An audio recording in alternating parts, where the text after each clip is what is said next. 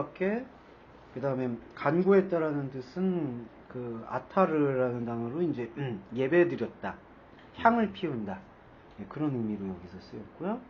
그 다음에 여호와께서 그 간구, 그 향을 이제 받으셨다. 근데 향을 받았다라는 거는 그때 같이 얘기를 한번 했었는데, 향을 받았다라는 것은 그게 자신 안에 있는 거를 그 태운다라는 얘기가 되고, 그게 번제의 뿌리가 되는 것 같아요. 자기 자신 안에 있는 걸 태운다라는 것은 어떤 면에서는 신앙 고백적 측면인데, 자기 안에서 하나님을 알만한 것이 없음을 고백하는 것과 같은 의미를 갖지 않느냐. 왜냐하면 이게 자기를 태운다라는 것은 자기가 가지고 있는 모든 것들이 소멸이 된다는 얘기인데, 그거를 하나님께서 받으셨다라는 것은 냉정히 말하면 하나님께서는 인간의 행위를 통해서 무언가를 받으시려는 게 아니라 오히려 그 행위를 통해서 우리가 뿌리를 찾을 수가 없었음을 고백하는 걸 받으시는 게 아닌가. 그게 여기 그 강구에 나온 것 같아요. 네. 그게 맞는 거고. 네. 그거와 연관되었을 때는 네. 이게 뿌리가 뽑혔다는 것은 네. 요즘 현관적으로는 이제 자식을 낳지 못하는 물리적인 자식, 예. 낳지 못하는 거로 읽히지만 예. 그게 아니라 이제 더 이상 땅의 것을 선취하지 못하는 그런 상태로 있다 그거 아닙니까? 예, 그렇죠. 뭐 더 이상 땅의 것에서 뭔가 의미를 찾을 수 있는 것이 아닌 상태. 그것을 지금 이삭은 고백하고 있는 거죠. 예, 고백하는 그렇죠. 것이 지금 예배하는 것이고, 예배한 거죠. 그걸 들으시라고. 예. 그러니까 그런 맥락에서 집사님 말씀처럼 그 리브가가 지금 잉태를 하게 되는 그 과정이 땅의 소산에서 무언가를 전혀 찾을 수가 없음을 이제 인생의 과정 속에서 철저히 발견했을 때 나오는 그 고백으로서 리브가가 잉태된 것이 아니냐, 그렇게 얘기를 했어요. 근데 땅의 것에 대해서 우리가 전적으로 자유할 수 있을까요? 근데 그런 거는 해답이 없는 질문 같아요. 각자의 양심이나 생활 거기에 맺게 되는 것이 어떤 기준이 있는 거 아니잖아요. 기준 뒤되면 또 이제 정지하기 바쁘지. 아니, 육신의 몸을 입고 있는 이상은 그 사람의 그 상황과 환경과 어떤 거 있잖아요. 거기에서 진짜 주어지는 게 있기 때문에 거기를 감당할 수 있는 사람들이 없어요. 근데 믿음이라는 거는 상황 윤리에 흔들리지 않거든요. 그렇죠, 그렇죠. 상황 윤리는 인간이 바라는 최선 규정의 최선이라고. 아, 그렇죠, 그렇죠. 무시할 수는 없지만, 맞는 말씀입니다. 무시할 수 없지만 그것이 믿음을 침해할 수도 없다고 봐요. 굳이 논리로 만들자면은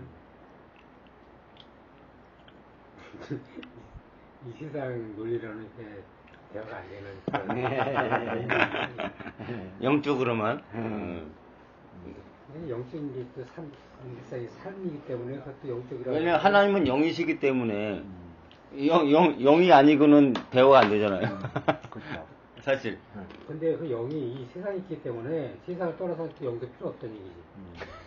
그러니까 사탄의 영이 있고 또 뭐 있으니까. 세상하고 같이 하는 게 영이지. 인간 자체가 사단의 영이거든요. 자체는 영이 아니야. 아니 하나님의 영이 들어오지 않게 된 사단의 영이죠. 죽은요? 네, 죽은요. 사단의 영이 하나님의 영이 들어오지 않았다면 우리가 사단의 영이다. 그러니까 예레미야를 보면 제가 예레미야를 보면서 하나님이 싸웠다는 말씀을 하세요. 50장에 예레미야 50장에 하나님이 왜 싸워? 싸우시는 분이 아니잖아요. 그거를 왜곡해갖고 이분법을 해서 막 그 선교단체들이 막 이걸 한 건데, 하나님하고 싸웠다는 건 하나님을 마음에 두지 않았다는 게 싸운 거죠. 그죠? 그렇죠. 네. 하나님을 마음에 두지 않고 하나님을 왜곡하고 다른 걸로 저거 한 게 어떻게 보면 하나님과 싸운 거예요. 그렇죠. 네, 그렇죠. 그렇지, 맞아요. 저는 그렇게 봤어요. 맞아요. 그러니까 우리가 잘못 생각하고 있는 걸 가지고 계속 하나님을 상관하는 게 싸우는 거죠. 그러면서 쭉 나오면서 예레미야 50장에 그 밑에 보면 내가 너희들을 구속하겠다. 너희들을 해방하겠다. 말씀하셨거든요. 저는 그렇게 봤는데 괜찮죠? 맞아요. 그러니까 내가 우리가 이제 사단의 영이 아니라고 잠깐 얘기했던 건 사탄의 영 자체라는 건 사탄이란 그 존재 자체하고 이게 똑같다고 보거든요. 근데 그게 아니라 내가 이제 사탄이란 존재 자체가 아니라 사탄의 영향을 받을 수 있는 그 마음 가질 수 있는 존재라는 얘기죠. 그러니까 마귀적 속성을 가졌다고 하잖아요. 마귀의 속성이라기보다는 마귀의 속성을 따를 수 있는 그런 마음 가진 것이 사단 자체는 아니라고 나는 거예요. 아, 그래요? 그 사단의 영과 연합이 됐을 때 내 사단의 속성이 나한테 있게 된 것이, 그래서 유다도 원래는 이런 그 하나님의 형상을 갖고 있었던 사람인데 생명나무를 먹지 못하고 선악과를 먹었기 때문에 이제 계속 아담의 그 내려온 거다. 먹게 되면은 거기서 좀 벗어나지 않는가 같았어요. 그런 것도 좀 그렇겠네요. 예. 그것도 한번 또 생각을 해봐야겠네.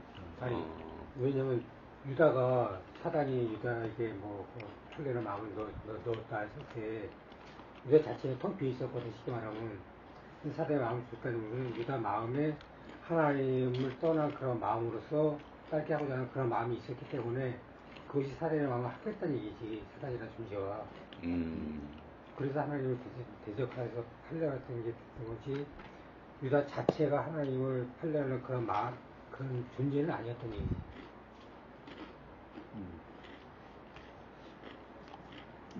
알겠습니다. 네. 그래서 지금 그 땅의 생각에 대해서 더 이상 땅의 생각으로 무언가를 생산할 수가 없다라는 사실에 대한 그 깨우침이 21절에서는 그 잉태하지 못하는 것에 대한 예배였고요. 그러한 예배인 강구를 통해서 여호와가 리브가가 잉태하도록 이렇게 지금 말씀을 하셨는데 그 다음에 또 드러나는 게 두 아이거든요. 두 아이가 근데 보시면 22절에서 아까 지금 여집사님 말씀하신 것처럼 라차츠 싸워요. 두 아이가 그 같은 케레브 같은 태반 안에서 같은 자궁 안에서 자녀가 싸우고 있다. 그래서 이게 지금 보여주는 바는 아까 이집사님도 말씀해 주셨지만 그 영이 지금 담겨 있는 공간이 어디냐면은 세상이거든요. 땅의 것이고. 그러니까 리브가가 잉태해서 우리한테 보여주고자 하는 게 복음인데, 복음이라는 것은 우리 안에서 야곱이 이스라엘로 변하는 그 과정에 대한 기록이고 발견이다. 그거를 확증할 수가 있는 것 같아요. 그러니까 지금 잉태하지 못하는, 땅의 것으로 잉태하지 못한 상태에서 하나님께서 땅의 것으로 잉태할 수 없는 생명의 것을 주셨는데, 그 생명이 싸운다라는 건 생명이 잘못됐다는 얘기가 아니라 생명이 담겨있는 장소가 땅의 것이다. 세상이다. 지금 그거를 여기서 설명하고 있지 않느냐. 그래서 여기서 태 속에서 싸우는 부분이 여기서 나오는 것 같습니다. 그래서 여호와가 뭐 23절에서 그 두 국민이 태중에 있다. 국민이라는 이 민족이 태 있고 두 민족이 복중에서부터 나눈다. 이 족속이 저 족속보다 강하고 큰 자는 어린 자를 섬긴다. 근데 이게 좋은 의미가 아니었죠. 이게 집사님 그때 어떻게 보셨었죠? 그렇네요. 예. 그게 좋은 의미가 아니에요? 하나가 되어야 되는 상태. 서로의 상태. 서로 사랑하라 했을 때 하나로 합쳐져야 될 그런 상태가 안 되기 때문에. 상태가 안 돼 있는 상태예요. 지금 그래서 여기서 이 족속이 저 족속보다 강하고 큰 자가 어린 자를 섬기고. 근데 이거는 좋은 의미만 아니에요. 사실은 서로 사랑을 통해서 하나가 되어야 되는데 하나가 되지 못하고 있는 상태는 항상 어떤 힘의 겨룸이라든지 그 다음에 큰 자가 어린 자를 이렇게 섬긴다든지, 그러니까 자꾸 계속해서 역전되는 현상들을 여기서 나타내고 있어요. 근데 이거를 내면 안에서 보면 내 안에 그 여러 있는 자아들을 죽여야 되는 또 그것도 있는 거죠? 있지 않나요? 그렇죠. 야곱이 이스라엘로 가는 과정에서 그 과정 속에서 그 과정 속에서 일어나는 현상들도 이게 있죠. 그리고 이제 거기서 자기가 계속해서 이겨나가는 과정이 우리의 어떤 생각이나 의지가 아니라 이제 성령을 통해서 그리스도 말씀을 통해서 말씀을 통해서 자꾸 이루어져 가는 과정. 이루어져 가는 과정에 서로 사랑할 수 있는 과정에 예표를 여기 담기고 있다냐. 근데 이거를 누가 자각할 수 있는 것도 아니잖아요. 나는 내가 자각할 수도 있지만 또 없고 또 상대편에서 봤을 때 무슨 뭐 광채가 드러나더니 뭐 그것도 아니고 그냥 내 안에 나는 없지만 사실은 그리스도가 계속 이뤄가시는 그 과정, 그 몸으로 자라가는 그렇게 볼 수 있습니다. 근데 그걸 좀 따르게 이거 나왔던 배가 안 되는데 얘네 없다 자꾸 이러면 나 이거는 좀 부정적으로 부정적인 마음으로 봐요. 아니 그것도 그렇죠. 내 안에 분명히 있죠. 있는 게 전제가 돼야 돼요. 그래야지 없는 거가 발견되는 거지. 없으면 없는 것도 못 본다고. 그러니까 있는 상태인 것을 내가 그거를 자부심으로 삼아가지고 계속 그 경주를 해야 나가는 것이, 그렇지 않으면 계속 국면불이 다름이 아니라고 봐요. 내 안에 없음을 발견하는 거. 네, 오케이. 내 안에 계속 애서로 발견하는 거. 그럼으로써 하나가 될 수 있는 그런 모티브가 되는 거지. 그렇지 않으면은 없는 것에 계속 없는 것에 공연불면 나는 없습니다 이런. 그럼 불교밖에 안 되지. 알겠습니다. 저는 내 경우가 그렇다는 얘기예요. 아니 맞는 말씀이요. 저도 막 하고 싶은데 막 지금 제가 글을 몇 개를 다 뽑아놨어요. 하나씩 올리려고 하는데 야 이게 과연 좀 세다 하는 글도 있고. 그래요. 생각도 올려야죠. 지워버리고.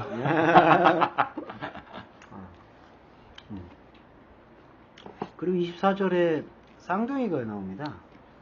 해산이 천즉 쌍둥이. 쌍둥이가 타움이라는 히브리어인데 이게 이제 그게 쌍이 되다.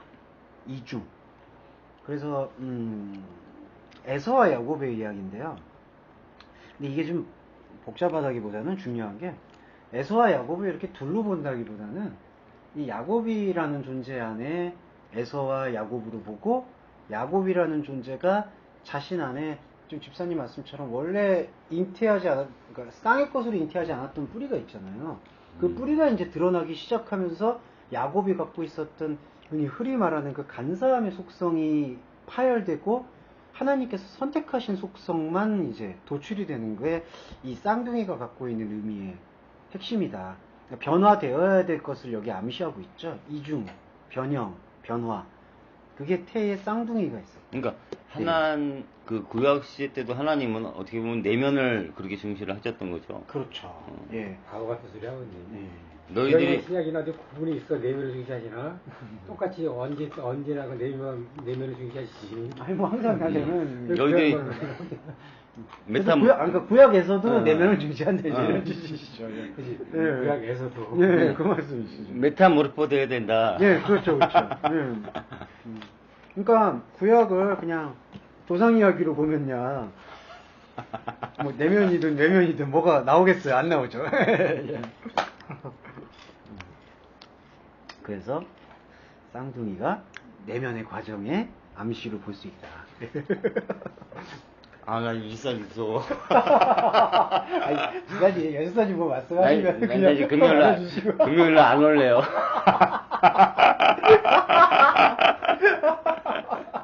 애들 말대로 그렇다고 다음에 안 오면 죽고. 근데 너무 좋네. 좋네요. 너무 좋네요. 그래서 맞아요. 그러니까 구약도 신약도 사실은 메타모르포 되는 우리 안에서의 그 과정을 설명하고 있다. 그게 핵심인 것 같습니다.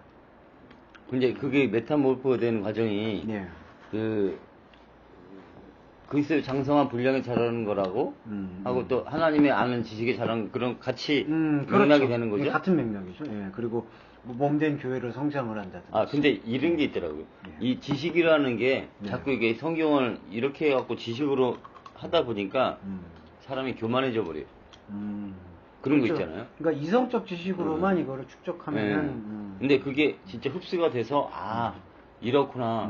여기서 내 안에서 흡수가 돼갖고 흘러나가게 되는 그렇죠. 진짜 그 플레로마 그게 진짜 그게 있어요. 그때 되면은 지금 열사 얘기한 대로 그 교만이라는 게 내 생에 말로나 행동으로나 그게 안 보인다고 하는 거예요. 그 자체도 그렇게 이제 영으로 흡수가 된 상태에 그러면 정말 맞아요. 생활에서도 그런 거.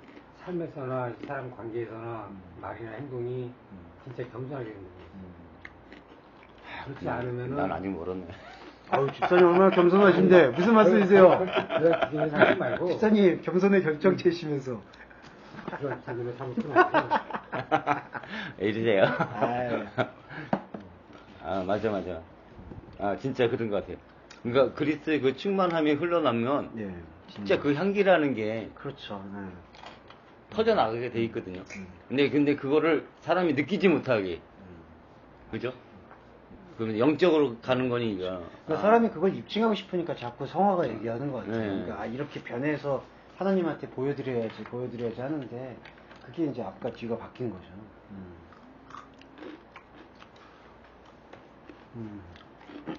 야 오늘 좋다. 그 다음에 25절하고 26절에서 이 쌍둥이가 이렇게 나오는데 먼저 나온 자는 붉고 전신이 갑옷. 잠깐만요. 네. 24절에서 네. 쌍둥이 소리 다시 한번 말씀해 주세요. 쌍둥이가 제가 봤을 때는 이게 한 쌍을 이루고 이중에 짝을 이룬 상태. 한 존재에서. 예, 한 존재에게서 쌍을 이뤘는데 근데 이제 이중이라는 그 존재의 변형 과정에 대한 것도 같이 담겨 있죠. 변형 과정의 상태를 쌍둥이라 얘기한 거지. 네. 그래서 야곱이라는 그 존재 자체를 쌍둥이라고 한 거예요. 예, 그건 아닌 것 같아요. 예.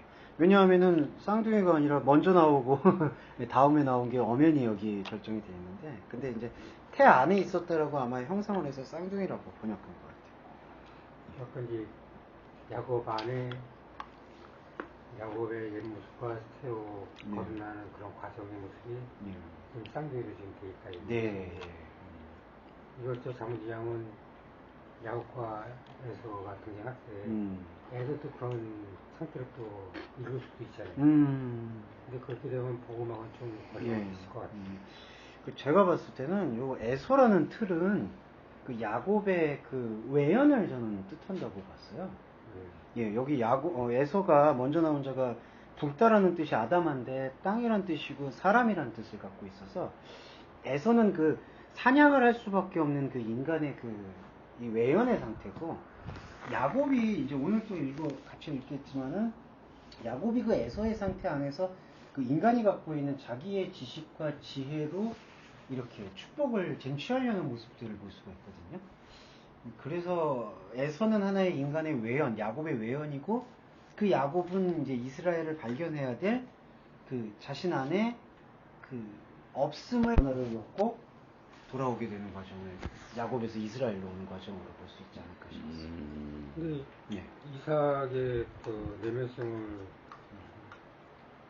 같이 결합시켜서 본다면은 그 사냥이 당연히 나와야 될 것 같아요.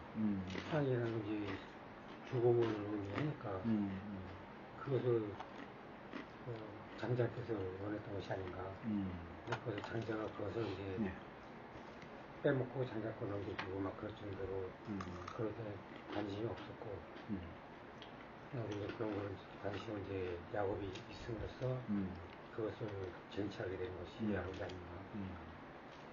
근데 좀 야곱은 두 생각을 갖고 있었다고 봐요. 그 이삭이 사냥감에 대해서 그걸로 축복하겠다라는 그 도구의 인식을 야곱이 생각하는 그 사냥감은 그것이 계속해는 어떤 인간의 명예와 눈에 보이는 장자의 명분에 대한 것으로 지금 야곱은 계속 상관하려고 하는 것. 근데 반대로 이제 이삭 같은 경우에서는 그것을 이제 종언을 고하는 입장으로서 이제 축복을 하겠다는 의미인데 야곱은 그것을 받아들이기를 이제 계속되는 자기가 이 눈에 보이는 현상에서의 그 장자권으로 생각하는 게 아닌가. 다시 이렇게 할 수 있을 거예요. 그러니까 전체 이스라엘의 역사고 또 우리 인간 안에 계속 그 패러다임으로 세상 패러다임을 사는 그거를 지적을 한 거죠. 그러니까 이삭은 이제 큰 틀을 얘기해놓고 야곱은 큰 틀 안에서 그 내면의 것을 취하고자 하는 그런 상태. 그렇게 이해하는 것이 맞지 않을까 싶습니다. 그렇죠. 그리고 이제 야곱이 그런 변화 과정에서 고백들을 하는 게 이제 처음에 장자를 뺏고 축복을 빼앗았다는 것들이 이제 이삭이 갖고 있었던 원래의 뜻이 아니라 야곱이 갖고 있는 그 눈 안에서 선악의 패러다임 안에서 이렇게 취했던 것을 고백되어지는 과정이 야곱에서 이스라엘로 가는 과정의 전체인 것 같아요. 그래서 아마 나중에 에서하고 화해한다라는 게 이제 그 원래의 외연인 이 인간의 모습을 회복한다. 이스라엘을 회복함으로써. 그거는 여기서 같이 얘기하고 있지 않는가.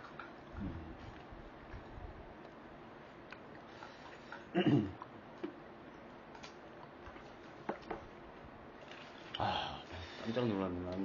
이게 계속 신약하고 연결이 되네요. 그쵸. 보니까. 신약이 봐도 전체가 다 신약으로 연결돼. 신약과 관점이 있죠. 나는 그러니까 다시 말하면 여기다가 신약의 눈으로 지금 이걸 보고 있다는 얘기고, 그걸 이제 그리스도의 눈으로 보고 있다는 얘기고, 그렇죠. 아주 고무적인 그런 얘기인데. 아니, 전에도 뭐 그런 게 좀 있었는데, 지금 또 보니까, 말씀을 듣고 저거 하니까, 와, 이건 완전히, 이 전체적인 건데, 총체적인 거죠? 네, 총체적인 지금 메시지를 담고 있는 것 같습니다. 그래서, 에서가 어떤 한 사람의 그 외연이라면, 야곱은 그 사람을 계속해서 이끌고 가는 하나의 그 내면이라고 얘기할 수가 있는 것 같아요. 그리고 우리가 구원과 생명, 심판에 대해서 이해할 수 있는 활동 배경은 외면이 아니라 내면이라는 것을 강조하고 있는 것이죠. 그래서 사실은 외적 행위가 중요한 게 아니라 내적인 지금 방향성이 어디에 있느냐를 확인하는 게 중요하다. 그게 이미 여기 에서와 야곱 이야기에 담겨 있지 않는가. 그런 것 같습니다. 그래서 27절에서는 그 성향이 설정이 되는데, 에서가 사냥꾼인 거로 들의 존재고, 야곱은 그 종용하다. 여기서 종용하다라는 뜻이 탐이라는 단어가 서 있는데, 온화하고 정결하고 순결하다. 와, 여기는 왜 이렇게 이상하게 돼 있네. 그 아이들이 장성함에 에서는 익숙한 사냥꾼이었으므로 들사람이 되고, 야곱은 조용한 사람이었으므로 장막에 거주하니. 여기서 이제 두 의미가 있는데, 야곱이 종용하다라고 하는 게 그 도덕적인 용어거든요. 그러니까 종용이라는 단어는 잘못된 것 같아요. 제가 봤을 때 거의 쓰이는 단어가 아닌데, 온화하다, 경건하다, 순결하다. 이거 다 종교적인 의미, 도덕적 의미를 띠고 있습니다. 그래서 종용한 도덕적인 사람인 거로 장막 안에 거했다. 이 장막이라는 뜻은 대부분 성막을 얘기하고 있고, 그 앞으로 나오게 되는 구약의 모든 이야기에서 그 법궤가 있는 곳, 그 하나님의 쉐키나, 하나님의 영이 임하시는 곳이라는 상징을 갖고 있는데, 그럼 야곱이 종용한 사람이기에 장막에 거하고 있다. 이런 맥락을 지금 도출해 볼 수가 있는데, 한 걸음 더 들어가서 야곱이 이 장막에 거할 수 있는, 최종적인 장막에 거할 수 있는 근거는 지금 여기 눈에 보이고 있는 이러한 도덕 윤리만으로는 들어갈 수가 없다는 것을 깨닫게 돼요. 왜냐하면 여기서 야곱이 보이는 간사한 행위가 어디에 비롯되었냐 하면은 이 도덕적 행위에서 비롯된 거거든요. 야곱은 종용한 사람인 거로 장막에 거했다. 근데 여기도 보면 이렇게 했음으로가 나오잖아요. 어떤 뭐 번역을 둘째를 치고 그 성경 전체를 보게 되면 너가 이렇게 했으니까 이렇게 됐다는 게 여기도 나오고 시편도 나오고 그게 많이 나오잖아요. 그걸 어떻게 해석을 해야 되는 거예요? 이렇게 했으니까 이렇게 그랬다? 인과응보식으로. 그러니까 어떻게 보면 그런 식이 많이 있잖아요. 이렇게 해라. 그랬는데 이렇게 하지 않았으니까 내가 벌을 주겠다. 막 그런 게 성경 전체에도 많이 깔려 있잖아요. 그거를 갖고 또 그 설교를 하는 목사님들이 많이 계시니까. 율법적 시각으로 보는 관점이고, 복음적 관점에서 보는 그 말, 똑같은 말씀이라도 그렇게 해석이 안 되지. 그러니까 이렇게 했으니까 이렇게 했다는 게 아니라 너희 상태가 이렇다. 이래왔기 때문에 이런 상태까지 지금 보이는 것이다. 이렇게 얘기하는 거지. 그래서 그리스도를 보냈다. 지금 말한 대로 그런 식으로 살게 한다면은 계속 이제 율법의 패러다임으로 계속 그렇죠. 끌고 예. 가는 그런 걸 보니까 내가 저거 한 거예요. 맞아요. 그렇기 때문에 그리스도를 보내서 여기까지 나가야 되는데 그렇죠. 그냥 막 그러니까 무조건 맞아요. 그리스도를 본다는 게 그러니까 이러한 상태에서 오셨다라는 게 강조가 되는 것 같아요. 그러니까 우리가 이렇게 해서 이렇게 됐다라는 얘기는 중요한 게 아닌 것 같고요.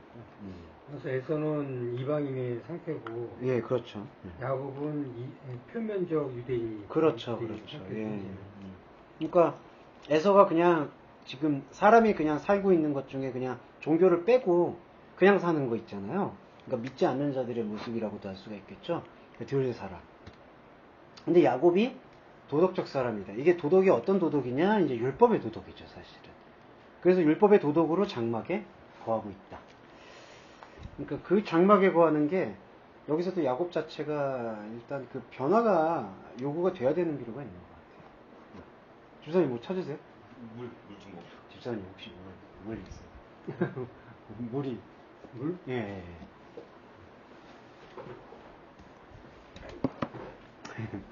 이거 다 환자들이.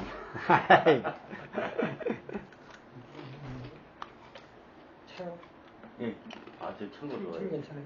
예. 하는 거 엄청 좋아합니다.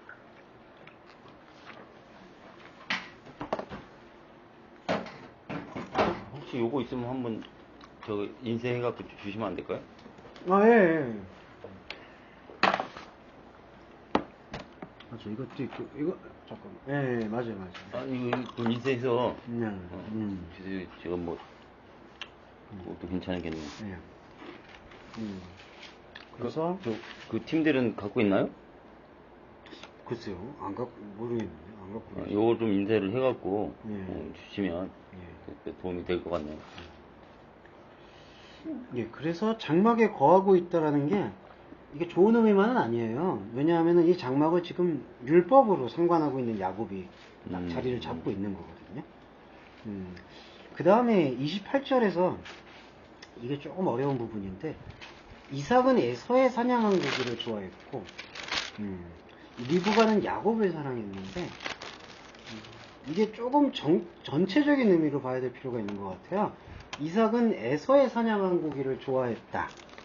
그게 에서가 사냥하고 있는 그런 그냥 어떤 율법을 잊고 있는 그냥 인간 그 자체의 모습을 사랑했다는 얘기냐?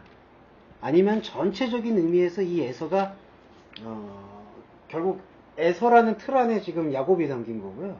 이 야곱이 하나님의 말씀을 만나서 이스라엘로 변하게 되면 이스라엘로 변하게 된 에서라고 표현할 수가 있거든요. 그래? 이스라엘로 변하게 된 에서, 이 인간, 예. 그러니까 에서라는 건 인간의 기본 그릇을 얘기하고 있고, 그 안에 도덕과 율법을 갖고 있는 야곱이 있는데, 도덕과 율법을 갖고 있는 야곱이 복음을 만나서 복음화가 되어지면 이스라엘이 되어지고, 그 이스라엘이 되어진 자가 에서를 취하는 거죠. 근데 그게 조금 너무 알레고리 아닌가요? 근데 이건 전체적인 의미로 보면. 아, 그냥 그렇게? 예. 그러니까 지금 이삭이 에서를 사냥한 고기를 좋아한다라는 얘기는 그 에서가 지금 사냥하고 있는 그런 외부적인 모습만을 좋아하는 게 아니라 최종적으로 사냥이라는 뜻 안에는 화살을 맞추겠다라는 뜻이 있고 그거는 이제 인간이 갖고 있는 이런 모든 여건들을 하나님이 원하시는 여건과 변화시키는 그러한 하나의 그 토대가 담겨 있기 때문에 이삭은 에서의 사냥 고기를 좋아했다는 게 그냥 에서의 그 겉모습만 좋아했다는 게 아니라 최종적인 의미까지 포함하고 있는 걸 지금 얘기하고 있어요. 이삭이 좋아하면은 그 사람이 안팎을 다 좋아했다는 얘기예요. 네, 그렇죠. 근데 이삭은 최종적인 부분을 지금 제시하는 이제 거죠. 레벨을 주겠죠. 예, 그렇죠. 근데 이거는 과정이 너무나 타당한 게 리브가가 젠더가 여성성이잖아요. 그 여성성 안에는 야곱을 상관을 해야 돼요, 일단. 예. 그러니까 집사님 아시겠지만 우리가 율법을 봐야 되잖아요. 그래서 이것이 율법이었고 이것이 복음을 가로막고 있었구나라는 것을 깨우치게 되면 신부인 우리가 그리스도를 만나서 한 몸이 되어지는 거거든요. 그러니까 이삭이라는 존재는 아까도 여집사님 말씀처럼 그리스도를 예표하잖아요. 이거는 남사가 되어진 하나의 약속의 씨앗이고, 이삭은 그렇기 때문에 최종적인 모습이고, 리브가는 그러한 이삭을 이제 발견해주기 위한 하나의 여성성이라는 것을 여기서 나타내고 있는 거죠. 그러니까 우리가 그 리브가에 속해야 된다는 거죠? 그렇죠. 리브가의 모습 안으로 우리가 야곱을 봐야 되는 거죠. 그래서 리브가는 야곱을 사랑했다. 그러니까 야곱과 지금 상관했다. 그런 의미입니다. 리브가가 돼야 된다. 일단 이삭이 돼야 되고, 우리 안에 그 여자로서 리브가가 어떤 리브가가 있느냐, 어떤 리브가를 두고 있느냐, 내 차를 누구로 두고 있느냐, 그것이 세상의 여자냐 아니면 하늘의 여자냐, 그 고민이 아닐까. 근데 저런 것도 있을 것 같아요. 그 육신의 몸을 입고 있는 이상에 리브가 될 수가 있고 또 이삭이 될 수 있고 그런 거잖아요. 사실은 어떻게 보면 원래 한편적으로는 전적인 그리스도의 연합으로 그렇죠. 시작을 해서 이삭이 될 수 있지만 그렇죠. 우리가 살면서 그렇죠. 그렇죠. 리브가의 모습도 보여지고 막 그런 그렇죠. 게 있기 때문에 그러니까 인생의 모든 과정에서 그것들을 계속해서 경험해 나가면서 점차적으로 우리 안에 연합된 이삭을 더 견고하게 세워나가는 게 장성한 분량에 이르는 과정이죠. 그렇죠. 여기서 볼 때는 이게 그 그리스도의 몸이 그 소마가 되는 과정인 거고. 저렇게 표현할 것 같지 않습니다. 우리가 이삭도 됐고 리브가도 되고 이러기보다는 리브가나 이삭이나 동일한 존재거든요. 그렇게 표현할 뿐이지. 그렇죠, 그렇죠. 그렇기 한 존재가 이런 모습이 있는 것이지. 이 사람도 됐다, 이 사람도 됐다, 이거. 그렇죠, 그렇죠. 그러니까, 하나 안에서 이제 양태적으로 그렇죠. 나오는 거죠. 그렇죠, 나오는 건데, 파생되는 건데, 그렇죠. 이게 뭐 이게 따로따로 떨어져서 저거 아니가, 내 몸 안에서 계속 그런, 어떻게 보면 우리의 지정의에서. 그렇죠. 예, 그 엮어 나오는? 계속 과정들이 일어나는 거죠. 이렇게 가야 되고 또 저렇게 가야 되는데. 그러니까 우리가 사실은 감정이나 상황에 속지 말아야 되는 게, 계속해서 이러한 일들은 일어날 수도 있어요. 근데 계속해서 내가 그래서 저주를 받았나? 내가 그래서 잘못됐나? 계속 거기에 이렇게 함몰되도록 하는 게 사실은 저는 유혹이라고 보거든요. 거기에 이제 휩쓸리지 않았으면 좋겠다. 그게 미혹되기 가장 쉬운 것 같아요. 뭐 큰일 다쳤을 때. 큰일 다쳤을 때도 그렇고. 내가 아팠을 때. 예, 삶에서도 계속해서 경험하는 거예요. 그걸로 돈 벌어먹는 사람 많잖아요. 그렇죠. 맞아요. 그걸로 직업 삼죠, 진짜. 여기서 올 줄 알았으면 과일 좀 더 준비할 것 같아요. 아니. 갑자기. 어떻게 저걸 봤더니,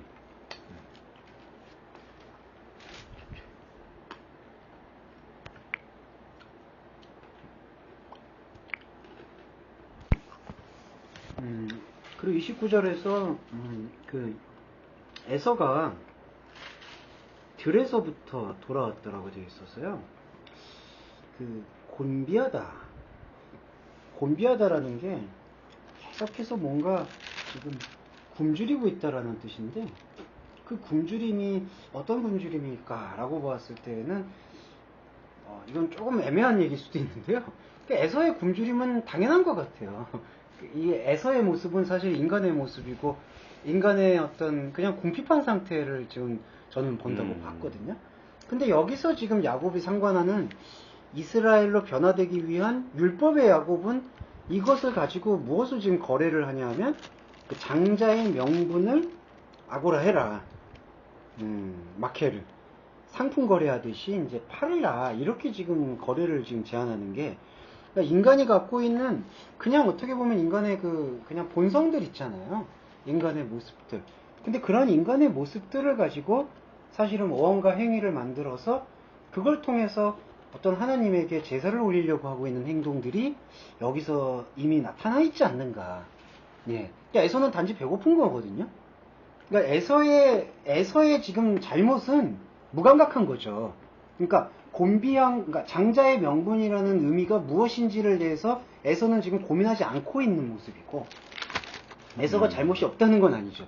그러니까 장자가 어떤 거를 뜻하는지에 대해서 에서라는 인간의 모습은 사실은 그걸 발견하고 나아가야 되는 게 예배고 그리스도인의 삶이 돼야 되는데, 에서는 그거에 대해서 지금 무감각한 거고, 야곱은 그것에 대해서 감각은 갖고 있으나 그것을 복음으로 이해하기보다는 율법으로 이해를 해서 그걸 통해서 장자를 쟁취하려고 하는 모습을 볼 수가 있다. 근데 집사님도 아시겠지만은 이 구약의 모든 역사에서는 장자는 꼭 제거가 되잖아요. 그렇죠. 그러니까 이게 어떤 의미에서의 제거냐? 인간이 갖고 있는 인간의 첫머리는 죽고 그리스도로서의 마지막 아담의 첫머리가 그것이 첫 열매가 되어야 된다라는 그게 새로운 장자 개념으로 볼 수가 있는데 그러니까 그 장자의 그게 어떻게 보면 십자가로 예표가 되는 거죠. 예, 그렇죠. 그러니까 그리스도와 십자가를 통해서 인간이 세운 장자가 죽고 하나님이 세워주시는 장자가 살아나는 게 진정한 장자의 의미 같아요.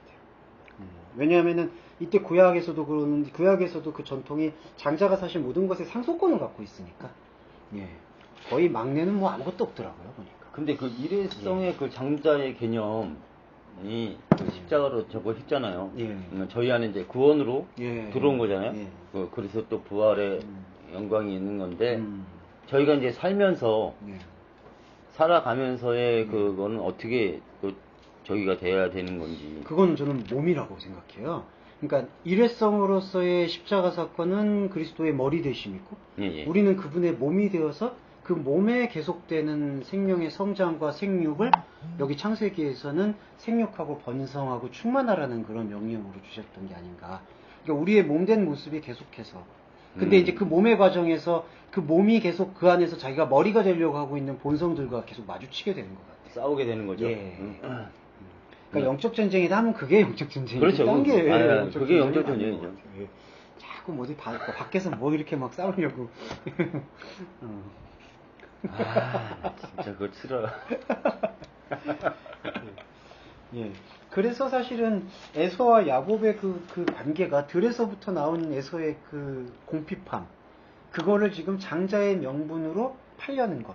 그러니까 야곱의 불완전함은 장자가 무엇인지의 의미는 알겠는데, 안다라는 게 깨닫지 못하지만 중요한 건 알겠는데, 그것을 지금 취하려는 방법이 잘못됐다는 거죠. 예. 그러니까 장자는 원래 초태생이고 이게 이제 생명의 그 이어받는 중요한 끈이 되는데 야곱은 그렇게 중요한 끈을 하나님의 생명에 취하는 것이 아니라 인간이 생각하는 그 아고라에서 해결하려고 하는 모습이 야곱의 지금 간사함이다. 여기서도 그게 다 내포가 되겠어요. 그리고 이걸 입체적으로 보면은 사실은 에서가 갖고 있는 것들 자체는 죄가 아니라는 거죠. 냉정히 말하면 들에서 나와서 곤비한 상태. 그 인간은 밥 먹어야 되잖아요. 뭐 필요한 게 있고 찾고 구하고. 근데 자꾸 이런 것들을 만약에 억제하거나 이런 것들을 만약에 사람들이 생각하는 윤리 도덕적인 걸로 포장한다고 해서 그게 장자가 되느냐? 그거는 아니라는 거죠, 사실. 교회가 좀 착각할 수 있는 부분이 여기에서 좀 있지 않는가. 그러니까 원래 그 존재적 죄인된 몸에서 물을 자꾸 더 집은 거죠. 계속 더 입으려고. 무화가 옷을 입고 있는 상태에서 계속 더 집는 거야. 그리스도 옷을 입어야 되는데 그 옷을 입고 있는데도 자기들은 그리스도 옷이 아닌 다른 걸로 자꾸 자기 행위로 포장을 한다는 그런 거 봐야 되는 거죠. 본전에 목사님 말씀하신 게 어떻게 보면 되게 중요한 부분이라고 생각이 돼요. 되게 중요한 거죠. 저도 좀 근데 여기에 되게 매여 있을 수밖에 없는. 이런 이제 죄인의 상태가 아닌데 개인식 보면 그런 인식이 잘못됐다 이렇게 말씀하시잖아요. 어떻게 보면은 일반 세상 사람들이 죄인이 아니다 그렇게 얘기할 수 있는 문제거든요. 난 거기서 일단 동의를 해요. 왜? 하나님을 알기 시작할 때부터 이때가 죄인이 되는 것이. 그렇죠. 하나님 알기 전에는 일단 죄인이 아니죠. 인간 세상에서는 죄인이 할지라도 하나님과는 상관없기 때문에 죄인이 아니다 이런 말 할 게 아니라고. 그렇기 때문에 이 성경은 믿는 자들한테 주어진 거고 믿는 자 이 성경 말씀을 읽기 시작할 때부터 하나님과 나의 관계가 성립되는 거지. 그렇게 되다 보면은 우주적인 창조 질서하고 우리가 갖고 있는 인식을 완전 좀 분리시켜야 된다. 그런 함축된 의미를 갖고 있지만 일단 냉정하게 말씀하고 접할 때 좀 분리시켜야 된다. 그런 그러니까 저거죠. 그 요한복음 3장 16절에 세상을 이처럼 사랑하사 그게 그 세상인 거고 또 그 조금 지나가면 6장인가 5절에 내가 너희를 버리지 아니하겠다. 고아와 같이. 네. 그렇죠. 뭐 그것도 어떻게 보면 그런 맥락인 거죠. 하나님을 믿고자 따라온 사람들. 열사님 확실히 신약이 강하시네요. 아, 저요? 아, 왜요? 그냥 말씀 구절이 그냥 나오는데. 옛날 코믹 표현대로 막 군대 기지고. 와. 아, 저 많이 보고 있습니다. 야, 신약이 엄청 강하시. 아, 괜히 저기, 허트로 그냥 지내진 않아요. 많이 묵상하고 있습니다. 깜짝 놀랐네. 있습니다. 그래서 그 에서 자체의 지금 문제를 율법의 관점으로 해석하고 이해하려는 상태가 지금 야곱의 장자의 명분을 뺏으려고 하고 있는 바로 그 모습을 볼 수가 있었어요. 그 팥죽이라는 단어가요, 좀 살펴봤는데 이게 지금 인간적 음식, 그러니까 그렇게 보이더라고요. 예. 떡과 팥죽. 그러니까 팥죽도 붉다라는 얘기고, 그 붉은 것은 그 인간과 땅을 뜻하는 데 많이 쓰이더라고요. 붉은 것. 예. 살아있는 것이란 뜻이라고, 뭐 혈색이 돈다, 뭐 그런 의미에서 아마 붉은 것을 사람, 땅. 그 땅도 이제 좀 토질이 좋은 땅을 불러도 피로 그냥 보는 거예요? 예? 그 피로 봐도 되는 거예요? 아니요, 붉은 것, 거기도 넘어가긴 하는데. 보혈 뭐. 예. 근데 이제 붉은 것 자체는 인간의 그 원초적인 거. 예. 그 인간하고 또 땅은 같이 보기 때문에 그 좀 경작할 만한 땅을 붉은 것으로 이렇게 또 표현했습니다. 그래서 떡과 팥죽은 인간적 음식이에요. 근데 문제는 인간적인 그 음식을 가지고 장자를 샀다는 거죠. 예. 근데 성경이 그 장자의 명분에 대해서 그러니까 여기서 중요하게 구별이 돼야 되는 게 있는데 해석을 잘 이상하게 하시더라고요. 그 장자의 명분이라는 게 이게 세상적인 장자의 명분이 아니잖아요. 예. 근데 이게 야곱이 세상적인 장자의 명분만을 뺏으려 했다. 근데 그렇게 많이 해석하는 경향이 있는데 그 부분이라기보다는 야곱은 세상적인 것만이 아니라 종교적인 것을 자신이 지금 가지려고 하는 것을 지금 볼 수 있지 않느냐. 예. 어차피 세상적이나 종교적이나 같은 의미. 봤을 때 같은 거 아닌가요? 예, 같은 의미가 되겠죠. 같은 의미가 냉정하게 좀 구분해줘 보면 세상적인 그런 기준에서의 장자권이 아니라 종교성에서의 그런 장자의 그거를 그게 이제 오랜 역사를 교회사를 잠깐 들여다보면 사실은 사람이 먹고 살잖아요. 근데 먹고 사는 게 지배하는 게 이제 종교가. 그러니까 종교가 머리 위에 올라 앉아가지고 사람들의 농사 짓고 기사하고 성 짓고 이런 것들 다 세금 받아 먹는 게 위에 이제 그걸 종교 권력이라고 얘기하는데, 그러니까 그게 또 여기 유대교에서도 계속해서 만연돼 있었었고, 그게 종교성이 갖고 있는 함정인 것 같아요. 유대교에서도 아니라 유대교가 엄청 강한 것 같아요. 제일 강한 것 같아요. 유일신세상을 내세워가지고 그냥 무소부지로 그냥. 근데 아까 그거를 좀 다시 한번 좀 짚어놓아야 돼. 하나님을 믿지 않는 일반인들, 그 사람들 죄인이 아니라고 할 수 있을까요? 성경적으로? 근데 성경적으로 큰 범주는 죄인이죠. 큰 섭리 안에서 죄인. 예, 그렇죠. 왜냐하면 그냥 떨어져 있는 상태. 우리의 눈에 봤을 때 죄인이라고 얘기할 수가 있겠고. 직설적인 표현을 한다면 독재 사망에 가야 되겠다. 예, 그렇죠. 거기에 있는 거죠. 예, 당연히. 복음전하는 차원에서는 거기까지 언급할 필요는 없는 거고. 예, 그렇죠. 이 울타리 안으로 들어와라 이 정도면. 예.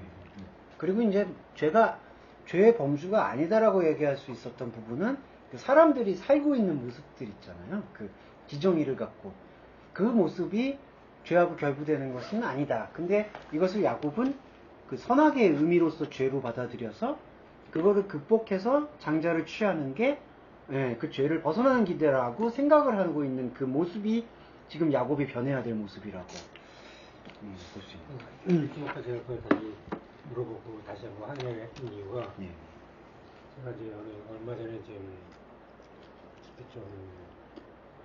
생각했던 것이 있었는데, 뭐냐면은 선악과가 뭘까 좀 다시 한번 생각해 봤어요. 그러니까 성경책이 선악과구나. 성경 말씀이 맞아요. 이 생각이 들더라고요. 저도 그래요. 이 말씀이요? 이게 이 말씀이 진리는 맞는데 여기서 내가 좌지우지 되는 게 선악과죠. 그걸 내 식으로 해석을 하고 저도 그걸 느꼈어요. 주장님 같은 생각, 그런 생각이 있었습니다. 그런 생각이 들더라고요. 그러다 보니까는 이 성경이 다시 한번 믿는 자한테 주어진 것이 확실하구나. 그런 확신이 들더라고요. 그래서 일반 사람들은 어떨까? 물론 그 사람들도 하나님의 창조 섭리 안에 있지만 일단 거론할 그런 존재들은 아니다. 그렇기 때문에 죄이다 뭐다 이렇게 판단하는 사람들이 아니다. 맞아요. 그 스티브 맥베이 들어보셨어요? 저 약간 들어봤는데. 뭐래요? 스티브 맥베이라는 거 한번 제가 저는 그거 많이 읽었는데 그 은혜를 되게 강조하는 적인데 한국에도 한번 오고 저거 했는데 한번 그냥 보내드릴게 한번 보시고 말씀 좀 해주시면. 은혜 강조하는 게 뭐 나빠요? 아니 좋은데 너무 하여튼 하긴 또 은혜의 관점이 또 다르면. 은혜만 강조해야 되는 게 난 맞다고 보는데. 보시면 전부라 해도 상관이 없죠. 아니 전부죠. 전부인데 근데 이제 이거를 자꾸 이분법적으로 나누니까 그것 때문에 문제가 되는 거죠. 나는 이제 그렇게 한다. 이분법적으로 나누는 게 아니라 은혜를 뭘로 생각하고서 은혜를만을 강조하느냐가 문제지. 그래서 예수라는 은혜 존재이냐 아니면 우리가 느끼는 그런 감정적인 차원에서의 은혜냐 그 차이가 큰 구별이라고 봐요. 그분은 어떠세요? 들으시기에 그분은 어떠세요? 저는 되게 좋았어요. 저는 좋았는데 이제 일반적 기독 지금 저기 뭐지 여기는 조금 안 좋을 거다라는 생각은 했는데 너무 좋았어요. 너무. 그 MRD안이나 은혜를 강조하는 그러니까 율법 아래에서 해방되는 그거 너무 잘 했거든요. 나중에 나오는 것도 어떻게 보면 그리스도가 내 안에 충만하게 되면 그냥 나오게 돼 있다. 우리가 노력하는 게 아니고 그분이 그렇지. 그분이 맺어가는 건데 그걸 어떻게 누가 평가를 하고 판단을 하냐. 이제 있어요. 그래서 제가 한번 보내드릴게요. 저는 그 책을 되게 지금도 갖고 있는데 몇 개 있어요. 많이 읽었는데 근데 하다 보니까 근데 너무 그 마음이 그렇더라고. 너무 이게 또 은혜 쪽으로 넘어가면 역시 존재. 그러니까 이분법으로 하면 안 된다고 저는 보거든요. 그렇잖아요. 이거냐, 율법이냐, 은혜냐. 은혜가 통합적 관점인데, 그렇죠. 그 안에 행함도 담겨 있고 다 담겨 있는 건데. 율법이냐, 은혜냐, 율법이나 은혜냐. 그러니까 이걸로 저울질하게 되면 이것 때문에 맨날 싸우는 거 아니에요. 그렇게 기울면 기독교가. 근데 율법이냐 은혜냐 이게 아니라 율법의 은혜다 이렇게 가야 되는 거지. 그렇죠. 맞아. 근데 이제 율법이냐 은혜냐 요걸 이렇게 하면은 율법과 은혜가 같이 가야 되는 거죠. 사실은. 맞아요. 같이 가야 되는 게 아니라 같은 거다 이렇게 말해요. 네. 그 율법 자체가 선한 건데 자꾸 이거를 나눠갖고. 맞아. 이거는 율법이니까 안 되고 요거는 은혜로 취하고 뭐 그런 관점만은 아니겠네요. 그건 왜곡된 거지. 자, 26장은요 크게 읽으시면 될 것 같습니다. 이거는 뭐 크게 예전에 아브라함과 이삭의 관계에서 규명되고 있었던 바가 많기 때문에 흉년이 들어서 이제 움직였던 얘기입니다. 그리고 또 여기 똑같은 얘기가 반복이 되는 게 하나 있는 게 아브라함도 사라를 누이로 속였고 이삭도 블레셋 왕 아비멜렉 앞에서 리브가를 누이로 이렇게 속이는 관점을 여기서 확인해 볼 수가 있었고요. 그 다음에 한 가지 또 하나 주목할 수 있는 거는 26장에서 26장 5절에서 그 아브라함이 내 말을 나의 그 요청을 여기서 내 말이라고 되어 있는데요. 다바르가 아니라요. 그 베코리 여기가 26장 5절. 아브라함이 그 내 말이라고 했을 때 이 말은 그 콜이 사용돼서 부름이거든요. 그럼 이게 그럼 신약에 보면 랄레오인가요? 랄레오하고 그다음에 이게 에클레시아적 요청이라고 얘기할 수가 있는 것 같아요. 불러내다. 부르다. 그러니까 내 말을 순종했다라는 거는 순종이라고 이게 좀 하는 게 좀 애매한 것 같아요. 제가 봤을 때는 안 좋은 표현 같은데 샤마인데 샤마는 듣는다라는 뜻을 좀 내포하고 있거든요. 예. 그러니까 아브라함이 내가 부른 것을 들었다. 하나님이 부른 것을 들었다라고 하거든요. 그럼 부른 게 어떤 거냐? 어떻게 하라는 행동에 대한 측면이라기보다는 내가 너를 지금 불렀다. 내가 너의 이름과 너의 상황을 불렀다. 그러니까 그걸 들었다. 그러니까 부르고 들었다. 그게 결국 내 말을 순종했다는 뜻으로 이해되지 않느냐. 그러니까 이 말씀 드리는 목적은 하나님의 말에 어떠한 명령이 담겨 있는 게 아니라는 거죠. 그러니까 우리가 생각하는 명령이 담겨 있는 건 아니라는 거죠. 예. 예. 그러니까 그 말은 그냥 불렀다는 뜻이고, 그러니까 불렀다라는 거는 이게 뭐 어디서 이게 나와라 이런 뜻이 있는 거라기보다는 그냥 그런 거 생각하시죠. 그 에덴 동산에서 동산에 서늘한 곳으로 갈 때 하나님이 부르잖아요. 근데 부르는데 듣고 응답을 해야 되는데 듣고 응답하는 대신 무화과나무로 치마를 만들어가지고 딱 입고 있잖아요. 그게 그 부름에 순종하는 게 아닌 거죠. 부름을 들은 게 아닌 거죠. 그게 어떻게 교만이고 예. 반역. 그렇죠. 사실은 그냥 뭘 해가지고 이렇게 보인 거예요. 하나님한테. 아, 내가 이렇게 했습니다. 예.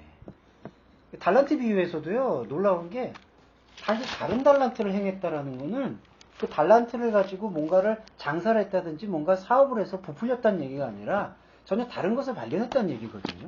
근데 한 달란트 받은 사람은 뭔가를 꼭 행위를 해요. 또 땅에다가 묻어버리죠. 예.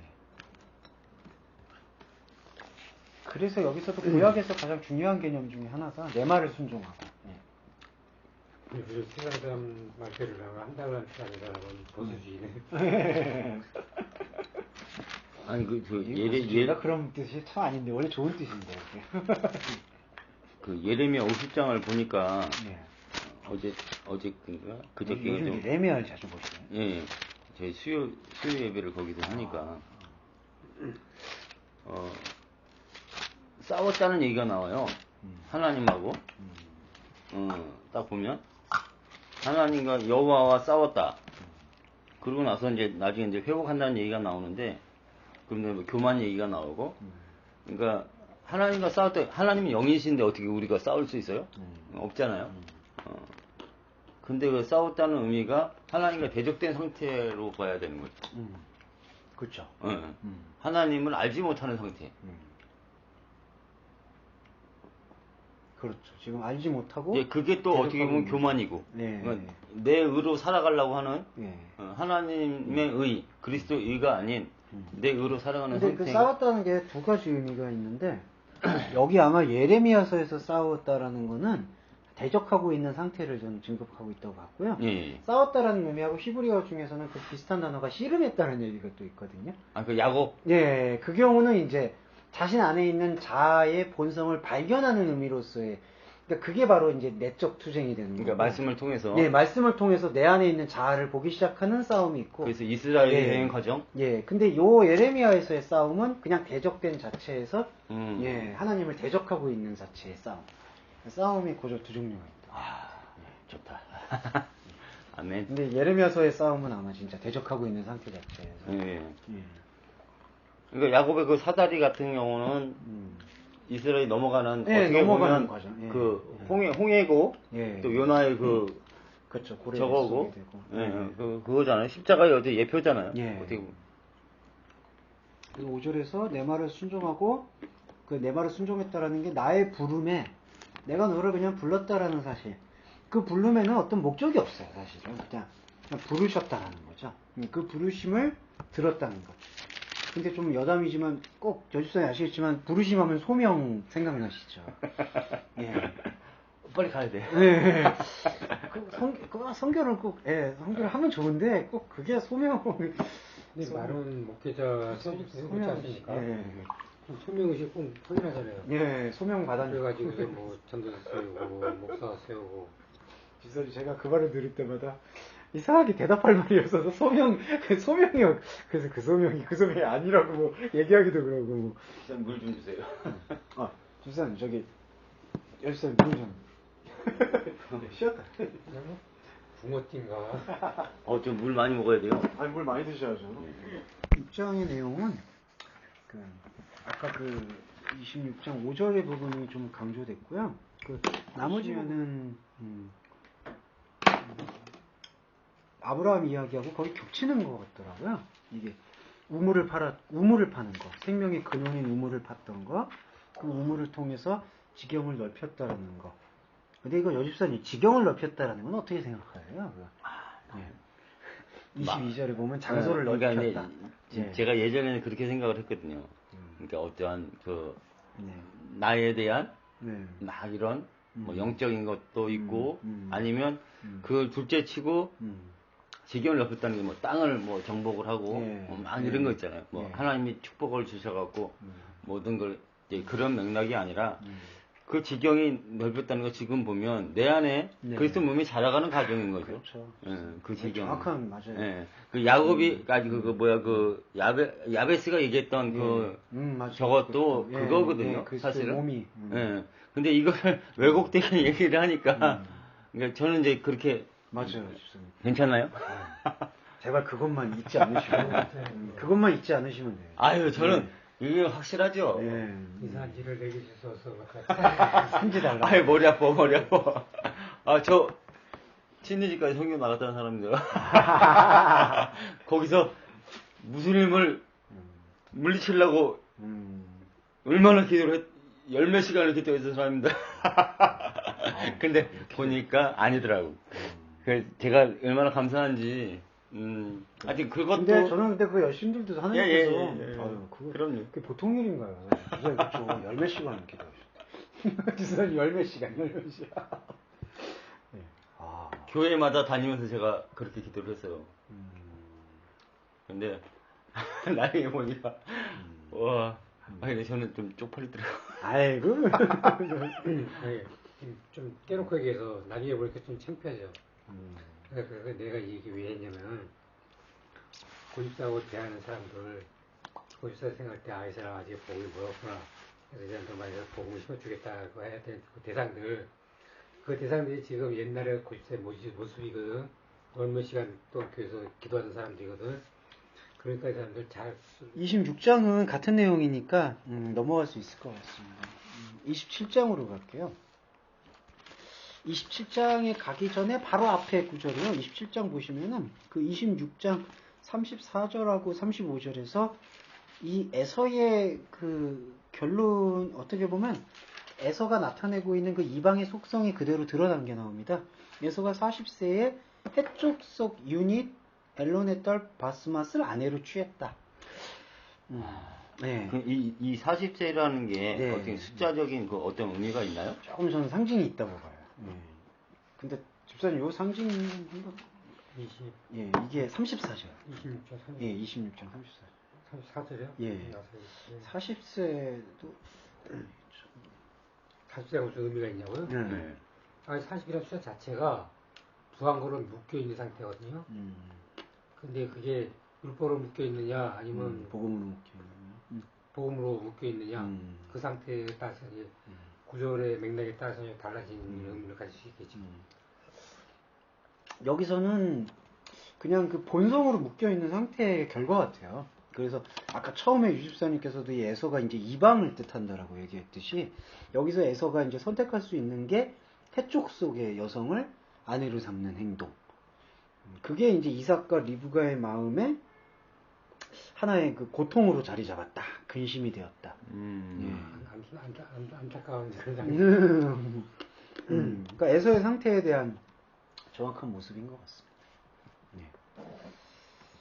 그리고 이게 26장에서 이제 이게 조금씩 이제 27장에서 이제 그건가요? 그러니까 에서가 해쪽 속 불의를 맞았잖아요. 그게 보면 이제 그 세상의 세상적으로 간 거죠. 네, 그렇죠. 그 세상의 모습을 취하고 있는 거죠. 반대편에 있는 그 하마르티아 그 상태였는데 그거를 보면서 근심이 됐다. 그러면 이삭과 리브가는 여기서 그럼 너무 그리스도의 마음을 갖고 있었던 사람인가요? 아니요, 근데 요거는 두 가지가 있는 게 그리스도의 마음일 수도 있고 그 다음에 자신 안에 좀 표현이 어려운데요. 해명하기 어려운 불편함이라고도 표현할 수 있어요. 이 근심이 뭔가 뭐 깊은 깨달음을 통해서 받게 된 근심이라기보다는 뭔가 뭐 우리 그 생선 잘못 먹을 때 가시 박힌 것처럼 뭔가 해명하기 불편한 거. 예, 저는 요 단어는 그렇게 읽었었어요. 그때 이게 이제 그 모하라는 단어인데 모드하. 그러니까 근심, 고통. 근데 이게 고통은 있는데 규명되기 힘들어하는 모습들. 이게 이제 이삭과 리브가의 마음을 지금 지배하고 있는 상태의 에서의 모습이 아닌가. 예. 근데 이제 이런 것들을 풀어내는 게 이제 인간의 생각이 아닌 약속으로 잉태된 이제 그 야곱이 이스라엘 되는 과정 속에서 풀어지는 게 아닌가. 영적인 해산이 아니면. 예. 그런 부분이라서 읽을 수가 있겠습니다. 그러면서 27장에서의 내용은 이게 좀 큰 맥락으로 봐야 될 필요가 있는 건데, 나이가 많아서 눈이 어두워졌다. 근데 이게 나이가 많았다라는 게요, 그 자켄이라는 단어인데 그냥 늙었다라는 표현인데, 이게 그냥 늙었다라는 표현도 있겠지만은 상징적으로 그 이삭이 옛것의 시간에 둘러싸여 있는 이삭, 그렇게 볼 수 있는 가능성도 있습니다. 좀 그러니까 이게 그냥 나이가 많아서 눈이 어두워졌다라는 측면만이 아니라, 그러니까 이제 이게 이삭이 옛것의 시간에 이렇게 둘러싸여 있다라는 뜻이 좀 더 강하거든요. 옛사람에 계속 뭉쳐 있으면서. 예, 왜냐하면은 이삭도 약속의 존재지만 세상의 외연에 사실은 살아가고 있는 존재이기 때문에, 그러니까 여기 27장에서 이삭의 지금 상태가 중심에 집중되기보다는 외부에 이렇게 지금 휩싸여 있는 상태.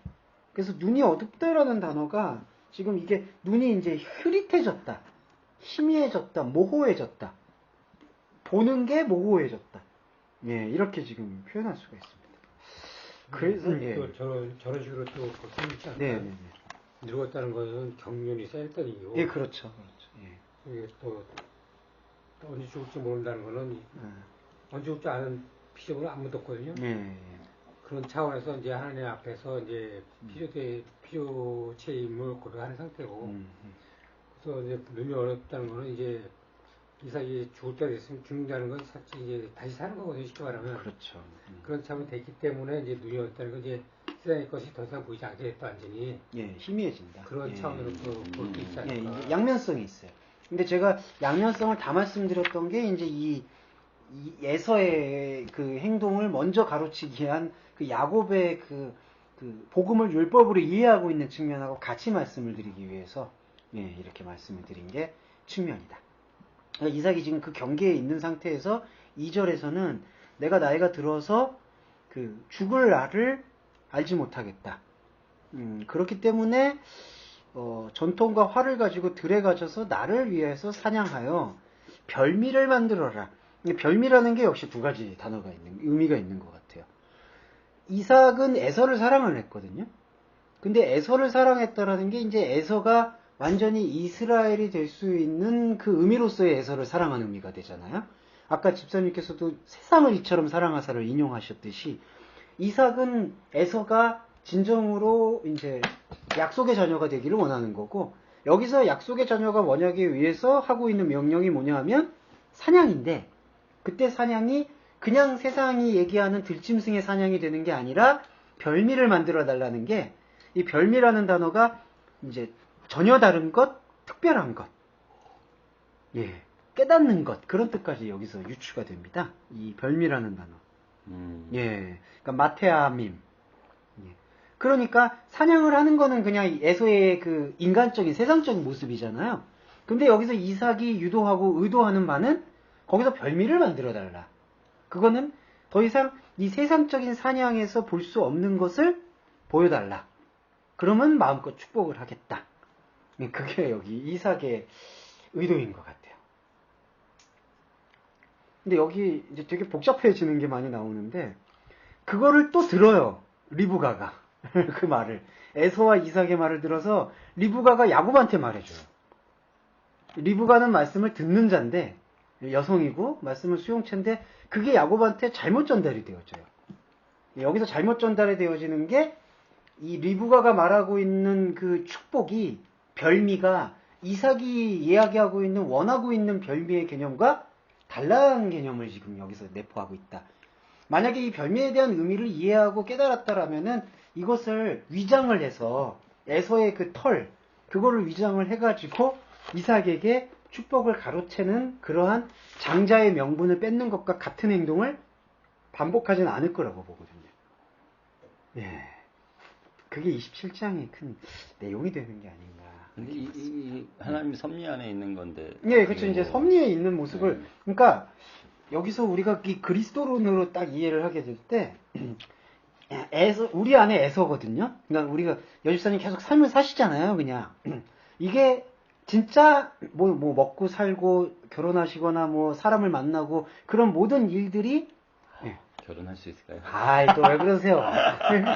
목사님 먼저. 아이고, 목사님이 하시기 전에는 저는 결코 결혼을 하죠. 그럼 할 일 없을 겁니다.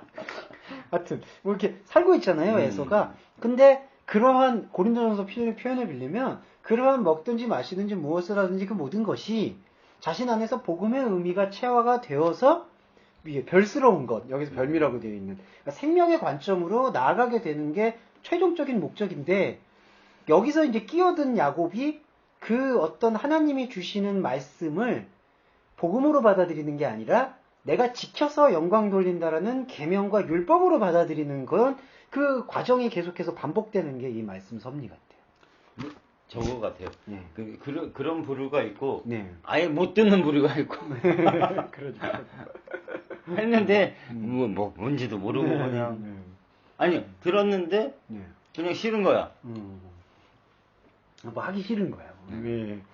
그게 뭐 오늘 모습이기도 하죠. 우리의 저의 모습이 저의 모습. 리브가가 지금 뭐 이삭의 부인으로 나오지만, 복음차원으로 보면 야곱 안에 있는 여성성이라고 볼 수도 있는 거죠. 그렇죠, 집사님. 예. 그러니까 야곱이 사실은 지금 듣고 싶어 하는 거를 지금 리브가를 통해서. 예. 맞아요. 그 중요한 말씀. 그러니까 이삭이 말하는 것은 사실은 복음의 큰 틀이고, 근데 이 복음의 틀에 대한 이 이스라엘이 되기 이전의 야곱이 지금 왜곡을 일으키고 있는 현상을 여기에서 이렇게 묘사하고 있는 걸 볼 수가 있어요. 그래서 별미에 대한 이야기가 바로 여기서 저희가 조금 살펴볼 수가 있지 않을까.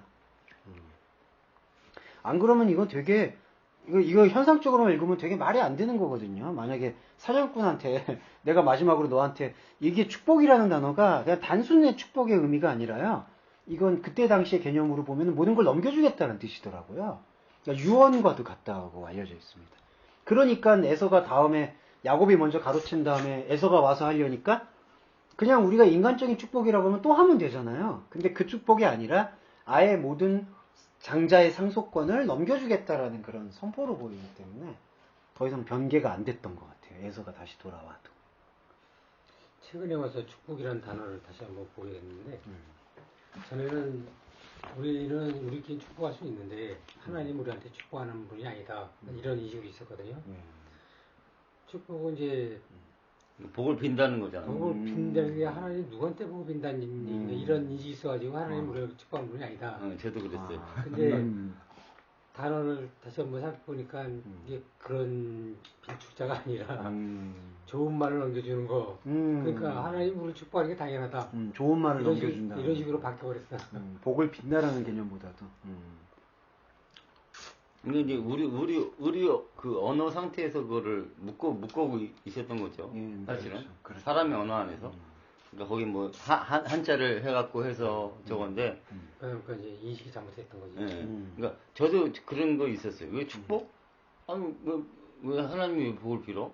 그거는 어디 불교적인 거 아닌가? 그거에 대한 여기가 있었는데 보니까 하나님이 왜냐면 성령이 탄식하면서 지금도 하나님이 올려드리잖아요. 그 제사를 사실은 그 기도를 올려드리고 있잖아요. 그렇죠. 그 향이라고 표현하는 생명이. 그 향기로운 제사를 지금도 계속 그 하나님이 택하신 그 자녀들을 올려드린단 말이에요. 우리가 알든 모르든 간에. 그러고 보면 진짜 그게 축복이 아닌가. 그 복을 빌고 계신 거죠. 사실은 어떻게 보면. 근데 이제 우리가 막 이 생각에 저도 되게 싫었어요. 왜 축복이야? 싫더라고. 아니, 축복은 서로 하는 거지. 하나님한테 왜 저거 하면 안 돼. 나 이런 생각이 있었는데, 이거 또 조차도 깨지더라고요.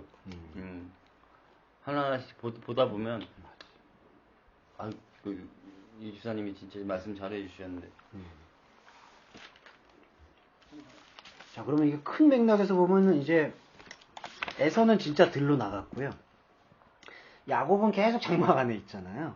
그 장막 안에서 이제 둔갑을 시켜가지고 그 사냥한 고기를 이렇게 이제 가져온 거죠. 그러면서 야곱한테 아버지 이삭한테 축복을 빌어가지고 축복을 받아버리거든요. 예. 그 관계에서 축복을 받았는데, 그러면 야곱이 이때 축복을 받은 게 그 복음으로 보면은 어떤 맥락이 되느냐? 이게 이제 율법을 받은 거라고 얘기할 수가 있는 것 같아요. 예.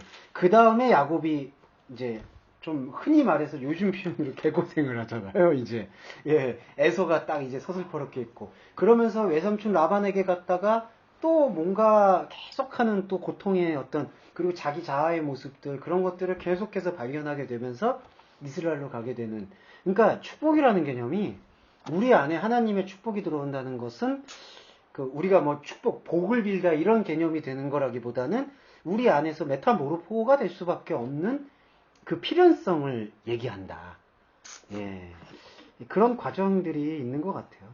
그 부분이 여기에 그 야곱이 받게 되는 축복의 모습이 되는 게 아니에요. 그 에게이로 또 일어나는 걸 또 보고. 그러니까 사실은 이 축복은, 여기서 말하고 있는 축복은 우리가 묵상할 때 우리의 자아가 끊어지고 생명이 들어오는 의미로서의 축복이지. 설교를 할 때 제가 제일 싫어했던 게 그래도 뭐가 어떻게 설교를 하더라고? 목적이 중요한 게 아니다. 수단이 중요한 거다. 그래가지고 아주 황당하게. 그러니까 어떻게든지 그러니까 하나님에게 어떻게든지 복을 뺏어야 된다. 그 하늘 보좌를 열리게. 예. 그리고 또 어떻게 설교했냐 봤더니, 들에 나가지 말고 교회에서 헌금을 하면은 축복을 받는다. 에서 봐라. 들으니까, 세상에 나가니까 저렇게. 그래서 하여튼 그러한 복의 논리는 여기서 별로 근거가 없다. 몇 장까지 하세요? 예, 27장입니다. 그러니까 몇 장까지 하세요? 예, 여기 27장이에요. 27장. 전체적으로 하시면 되게, 좋네. 예, 딱 이렇게 한 번에 보니까. 이제 구약은 이렇게 눈이 팍 보이네. 이렇게 훑으려고 해서, 결국에 이런 27장의 내용이 결국은 이제 에서의 분노를 일으켰고요. 예, 그래서 에서의 분노를 통해서 야곱이 이제 쫓겨나게 되는 그 과정을 여기서 이렇게 묘사를 했습니다. 그래서 이제 밖으로 가죠. 근데 밖으로 간 게 의미가 참 이제 다음 주에 또 보겠는데, 햇사람의 딸은 취한 건 아닌데 이방으로 갔어요. 그 라반이 있는 누구죠? 외조부 그 외삼촌 라반이 있는 곳이 바다나람이 이방 땅이거든요. 이방으로 갔는데 해촉석을 취한 건 아니고. 근데 지금 역사적으로 보면 그 지금 헷이랑 그 땅이 그 어디 팔레스타인 쪽인 거예요. 팔레스타인 옆쪽, 그 근처에 가자 지구 쪽. 시리아 거긴가요? 여기가 이스라엘이 이렇게 있고, 여기 지금 팔레스타인이. 그러니까 요즘 지금 전쟁 중이잖아요. 팔레스타인하고 이렇게. 그리고 여기 시리아가 있는데 요 정도. 여기 이스라엘, 팔레스타인, 시리아, 여기 경계 정도에 있는 게 해쪽 속의 땅입니다. 이방 땅으로 간 거죠. 이방 땅으로 갔는데 여기서 야곱은 해쪽 속의 사람을 취하지 않아요. 취하지 않는 걸 볼 수가 있습니다. 그래서 이제 이방 땅으로 갔으나 이제 아브라함의 그 피가 흐르는 그 외삼촌 라반의 집에 가서 자신의 그 본성을 벗겨내고 그리스도를 만나는 바로 또한 그러한 활동을 또 우리가 펼쳐지고 있다. 그러니까 이 해석이 그리스도론적 해석이 좀 어려워요. 사실은 이렇게 에서 안에 또 야곱 나오죠. 야곱에서 이스라엘 가죠. 이제 이런 이게 지금 계속해서 입체적으로 가는 건데, 근데 이렇게 봐야지 사실은 복음의 신약이 말하고 있는 복음의 의미를 같이 좀 조합할 수. 근데 사실 뭐 아브라함이나 그때부터 해서 모세랑은 그리스도를 알았다는 거거든요. 그죠?